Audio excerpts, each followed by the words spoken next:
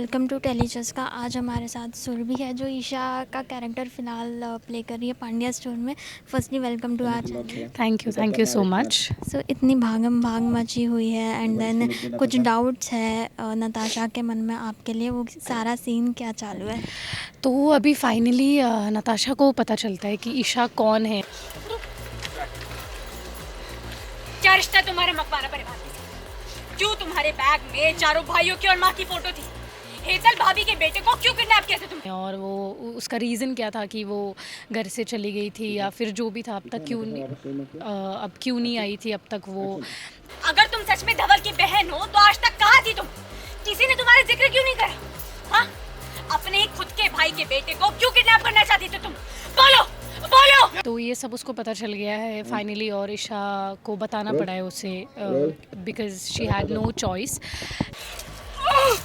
अगर सवाल पूछने का इतना ही शौक है तो जाओ, जाकर अपने पति से पूछो। तो ये सीन भी उसी चीज़ के बारे में बहुत ही इमोशनल है, बहुत ही now people will feel bad for Isha कि उस क्या मजबूरी थी जिसकी वजह से वो आखिर घर छोड़ के गई।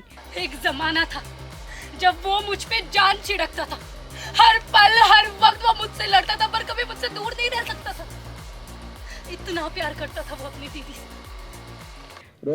ओके, तो इसी के साथ ये देखा जाता है कि बीच में चीकू आ जाता है ना, आप दोनों हड़बड़ा जाती है, वो क्या हुआ एग्जैक्टली? तो यही है कि जैसे अब मेरे बारे में, ईशा के बारे में नताशा को पता है और ईशा नहीं चाहती है कि किसी और को इस बारे में पता चले।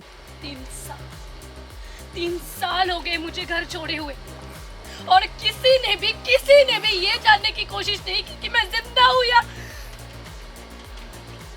तो इसलिए वो चीकू से भी छुपा रही है कि उसे पता ना चले और वो कवर अप करने की भी कोशिश कर रही है। तो इसलिए वो कुछ भी बोल रहे कवर अप करने के चक्कर में, तो वही है।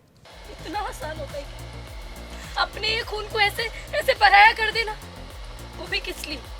क्योंकि मैं अपने मर्जी से जीना चाहती थी, अपने सपनों को पूरा करना चाहती थी, बस इसीलिए। इन सब के अलावा you have got so many layers to play in this character. Are you loving the layers? Definitely it's something very different from what I have played आज तक, एंड इसमें बहुत इमोशन भी है। भाई बहनों में इतना ही प्यार था तो आज तक घर क्यों नहीं लौटी तुम? अपने घर वालों से जुड़ने का कभी क्यों नहीं सोचा तुमने? हाँ, ये भरा पूरा परिवार होते हुए भी अकेलेपन की जिंदगी क्यों चुनी तुमने?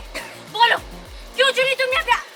She is very rebellious, also very independent. उसमें वो एक कनिंगनेस भी है, yet very emotional, so it's a difficult role. क्योंकि मकवाना परिवार के सिद्धांत, उनके उसूल, उनके नियम उनके लिए सबसे ज्यादा जरूरी है।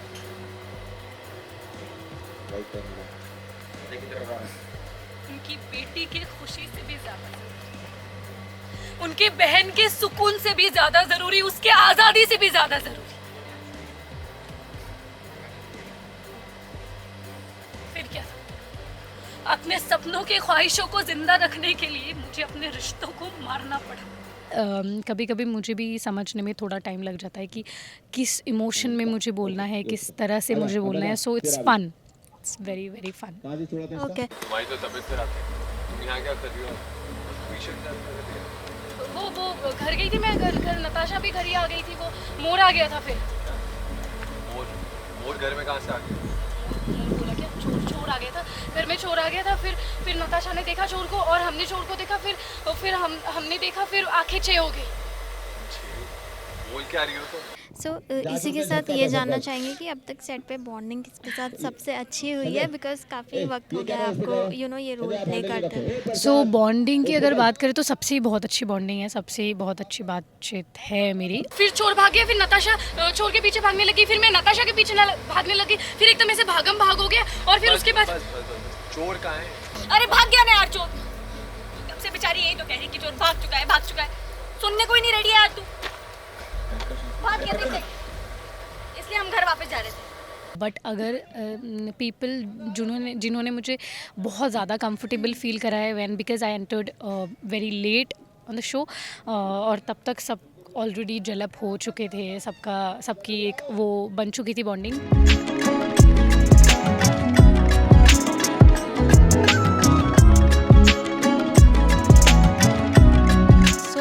I'll definitely take name of Dolly and Dhawal Rohit.